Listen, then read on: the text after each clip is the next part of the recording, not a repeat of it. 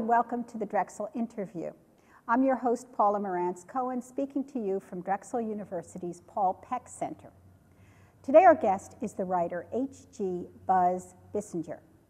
Buzz Bissinger is the author of several acclaimed nonfiction books, including the bestseller Friday Night Lights.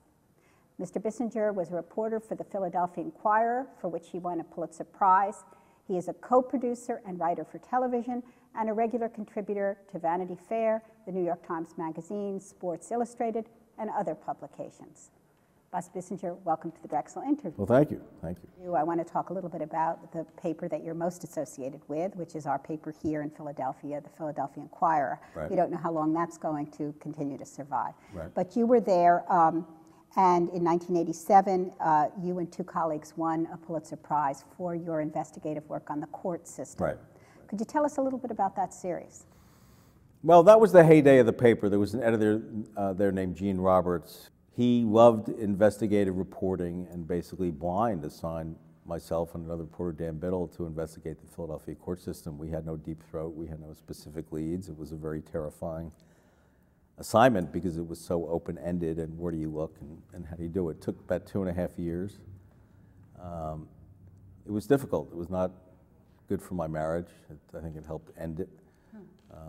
It was just very wearing, taxing work with the payoff that we did find out just the kind of incestuous relationship that exists in Philadelphia between judges and lawyers because it is an elected system.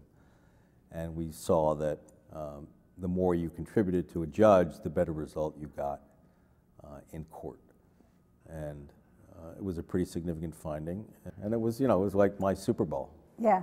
The next year, you went to Odessa, Texas. You took a leave from the Inquirer. Right. You went to Odessa, Texas. You spent, what, 2 years It there? was about a year, a little over a year. With the result that you wrote Friday Night Lights, Right. a book that became a bestseller, that became a best-selling movie, and Right. a television show series. Right. An extraordinary book that, you know, still has, reverberates.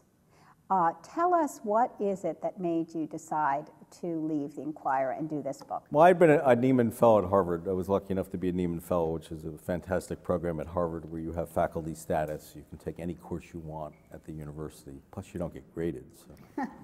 So. We had these wonderful twice-a-week seminars. There'd be maybe 20 of us with the best and brightest of Harvard and visitors to Harvard. And I just felt after that year of incredible stimulation, I really should do something different with my life. And every journalist dreams of writing a book, and, you know, and then you try to find the right subject. Before I went back to the Inquirer, I drove cross-country with a friend, and we took the southern route, so, you know, Virginia and Mississippi and Louisiana, and then ultimately into Texas and Alabama. And went through all these little towns, and Main Street was like the Bruce Springsteen song 20 years earlier. It was obliterated, but you would come across the football stadium, high school football stadium, which was immaculate, painted, well-watered, even in a drought. They were beautiful. And it just hit me, these are shrines. These are temples to people's hopes and dreams on a Friday night, and the spindle of the lights was gorgeous and alluring, and so that's when the idea popped in my head. I went back to the Inquirer. I think what did it is I became an editor, which is the worst job in the world, where other people take credit for all the work you did to rewrite their stories. And then I found the town. I decided quickly, you got to do it in Texas, because Texas is synonymous with high school football, and spoke to college recruiters who said, you got to go to Odessa. There's nothing like it. And so I went down there, and they were right, and moved down there in July of 1988. I wasn't prepared for the racism, for just how bad academics were, for the way the town would turn on the black running back that I wrote about, kind of the key central character of the book, Boobie Miles. You know, and I didn't obviously make that stuff up, and it was an open-ended story because I didn't know what was going to happen. Well, recently the scandal has occurred at Penn State, and you had written about Joe Paterno even before this happened, right, rather critically. I wonder if you see connections, I know you're probably being asked about this elsewhere, between Odessa, the culture of Odessa, Texas, and the culture at Penn State that produced this sort of situation. Yeah, I mean there is. I saw the culture of football really subsume and overtake a town. I mean, school district lines were drawn on the basis of football. I saw the way academics were treated. It was really on the basis of football. The Democratic Committee was the booster club. Everything was predicated really upon football, and I think that was one of the problems at Penn State. Although it's a fantastic school, if you go 100 miles out of Pennsylvania and you ask people, what do you think of Penn State? They'll say, well, what do you know about it? And they'll say, well, they have a good football team.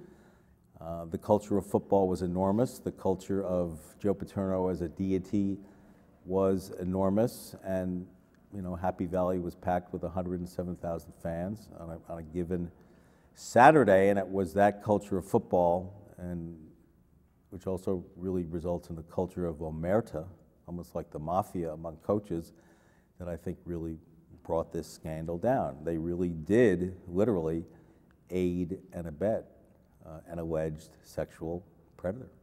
How do you reconcile loving sports and what seems to be abuses that are inherent in fandom and in the sports? I mean, I used to watch much more on television. I mean, I do follow it.